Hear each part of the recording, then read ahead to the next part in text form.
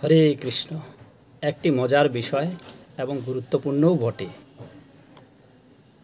আমরা চলার পথে পাপ করে থাকি। সেই পাপ স্খলন এবং পাপ বৃদ্ধি সম্বন্ধে শাস্ত্রে কি বলছে শুনুন। পাপ করে কখনো তা গোপন করবে না, কেননা গোপন করলে পাপ বৃদ্ধি হতে থাকে। পাপ অল্পই হোক আর অধিকই হোক তা ধর্মবেত্তাগণের সম্মুখে নিবেদন করবে, কারণ তারা কৃত পাপের কথা জানতে পারলে বুদ্ধিমান বৈদ্য যেমন পীড়িতের পীড়া আরোগ্য করেন, সেইরূপ পাপ যাতে দূর হবে তার উপায় বলে দেবেন।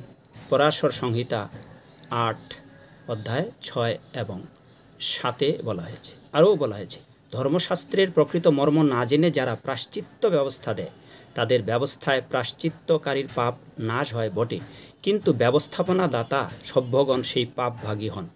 পরাশর সংহিতা ৮-14 অধ্যায়। হরে কৃষ্ণ।